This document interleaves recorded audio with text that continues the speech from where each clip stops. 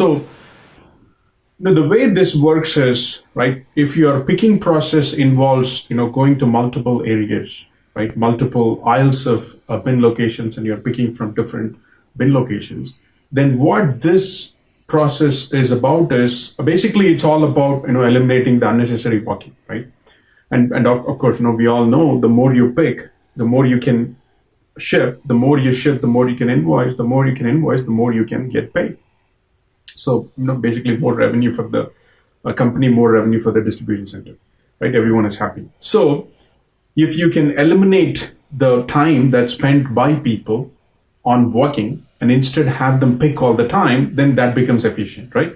So the way it works is, and so if you have, one long aisle or multiple aisles, you could divide those aisles into multiple zones. So what would happen is, and typically this works really well with a, MHE, material handling equipment, wherein somehow the boxes come to the zone and a person stays in a zone all the time. A zone could be a confined area where they are not walking so much and staying in that zone and staying closer to the bin location. So their job is to more of a carton arrives into their zone, and then they pick the product, put in the carton, basically scan the carton, and then they know what are the product that needs to be put in the carton, and then they go to the bin location, take the product, and then put it in the carton, and then scan the carton again to say that, hey, they've brought the, they've fulfilled whatever picks that need to be performed in their zone. And this person is just standing there instead of walking and going to the location. This person is just standing there, and then cartons are coming to him, and then he scans, picks product, drops it off, and then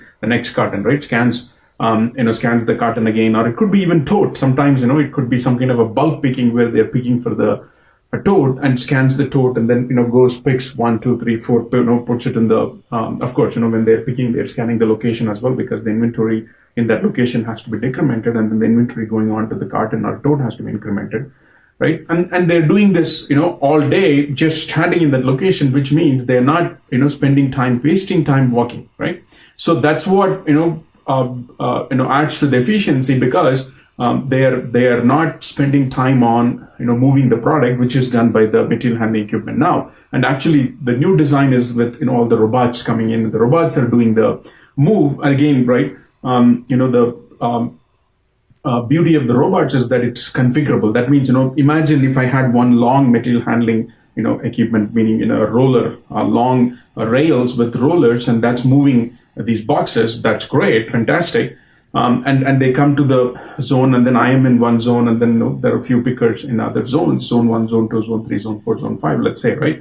And it comes to my zone, I drop off the, I fulfill the order, and then it goes to the next zone. The next person is fulfilling the order. Like that, they're doing it.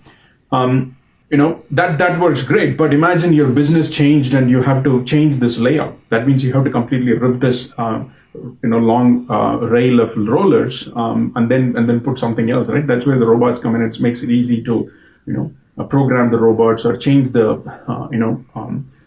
configuration on the robot, so the robots can, instead of going like this, they can go like this, right? It's all very flexible.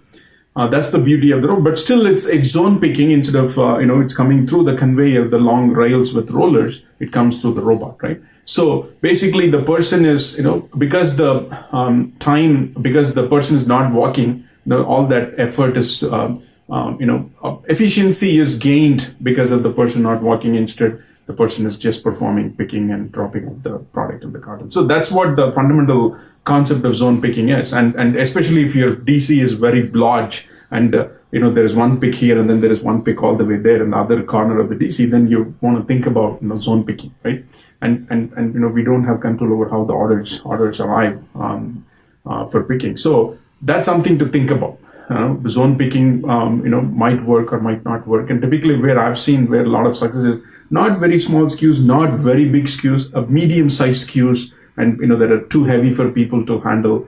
That worked for an office retailer. That's where it worked really well, and it made sense. And also there was some kind of an automation where the cartons were diverted to the zone only if there were picks in that zone. So if there were no picks in that zone, the carton would just go to 1, 3, 5 like that. If there are picks, then it will go into the zone. So that also saves some time, because there's no point in diverting a carton when there are no picks. So the person doesn't have to scan and then find out, oh, there are no picks, right? It adds to the efficiency.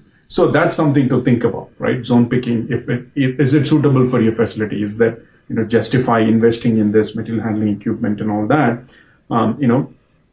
Taking into account all the walking that your people are doing and the labor cost associated with that walking. So hopefully this is helpful. Thank you for taking the time to watch this video, and please share your comments and check out our other best practices that we've posted on the YouTube channel as well. And thanks for the time.